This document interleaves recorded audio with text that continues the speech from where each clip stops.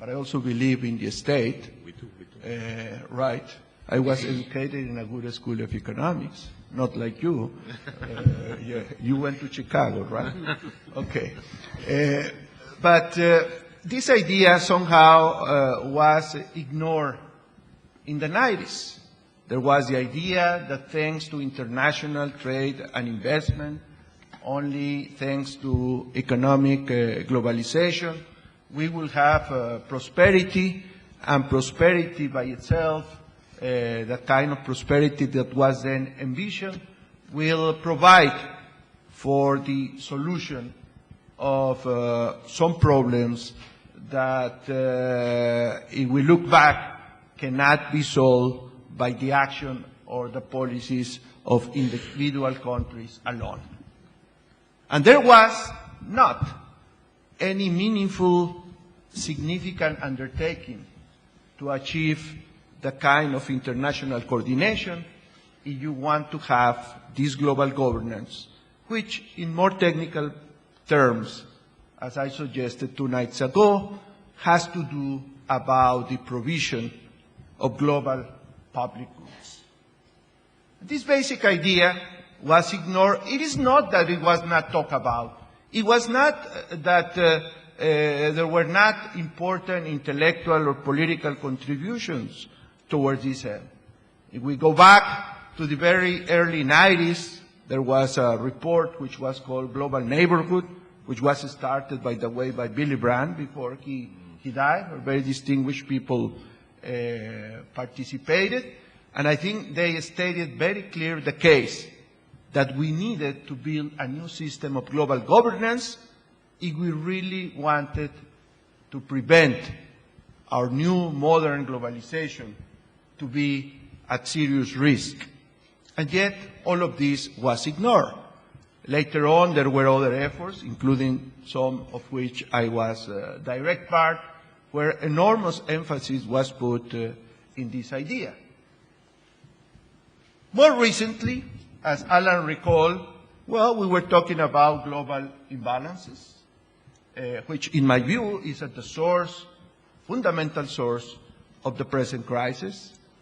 It was not that it was not recognized. The IMF in 2006, I think, launched this framework of multilateral surveillance.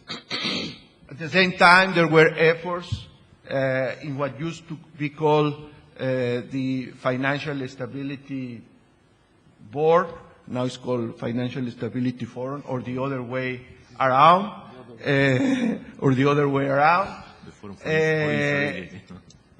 There was the launching of the WTO Doha round, but to be frank, practically all of these efforts to have an improved collective international action failed, and the crisis came and hit us in the face with incredible force and with dramatic human cost. Only under the impulse of this crisis, we saw the international community reacting in the early days of October 2008. I think it was October 8, or that Sunday in which the ministers of finance and governors of central bank were together in Washington, when after a few weeks of dramatic panic and near collapse of the international financial system, they agreed some modicum of macroeconomic policy coordination, and that was the beginning of a rather short-term consistent reaction to the international crisis that we were beginning to face.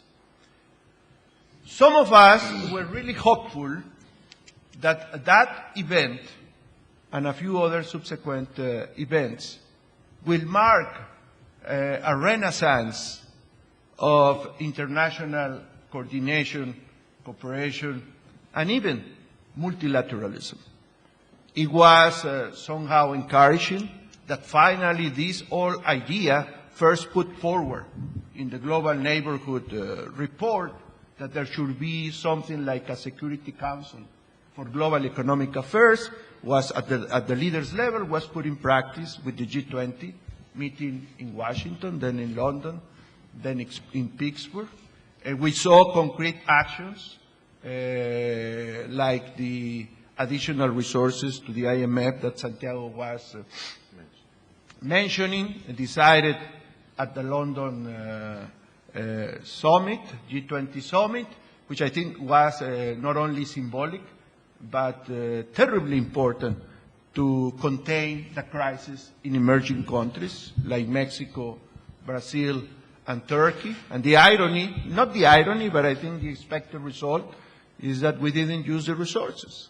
The sole fact to have made the announcement was extremely useful. And I have debated this with people like John Taylor, which of course would like to see the IMF to disappear, and has been very critical of the fact that the IMF was given additional resources. And I say, no, exactly because the IMF was given the resources is that we haven't been in the position to spend more resources to avoid this crisis becoming bigger.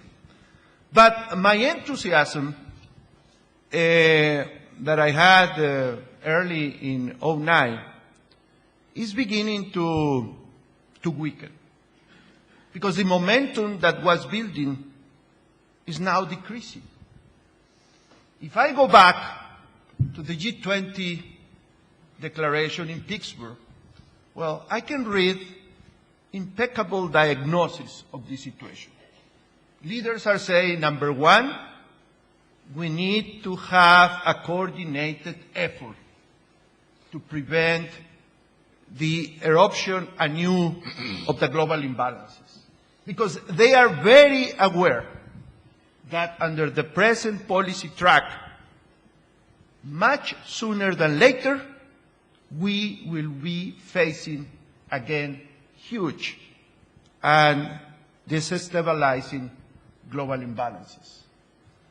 Number two, they put great emphasis on the question of coordination to tackle those global imbalances. But then the problem comes with the way in which they say this should be done. And I think this is where we should be a bit discouraged, because they introduced this so-called peer review of macroeconomic policies. And let me tell you, that is nice for GDN or for the university I work for and for other universities. But if you are going to be serious about macroeconomic policy coordination, you cannot really speak about this peer review, which I think they call now mutual assessment process. That, in my view, is no more than a good wish, and if you want to be cynic, it's a joke. There is no way that we are going to have the kind of macroeconomic policy coordination that, in my view, is urgent if we don't have a more structured and institutional mechanism to do it, and if we don't provide that institutional mechanism with sufficient teeth to make it credible and to make it enforceable. And when you look at the process or the follow-up of the Pittsburgh Declaration, particularly what the ministers and governors of central banks agreed later last year, this roadmap to do what the leaders did, well, you can realize that we are facing a process of watering down the commitment, and it's a process that leads nowhere, and in which actually the institution that was created fundamentally for that purpose many years ago is diminished in its role and its authority, namely the IMF. And I could go on and on reviewing the WTO, Doha Round, what has happened, what Francois was mentioning about Copenhagen. And I am afraid that the complacency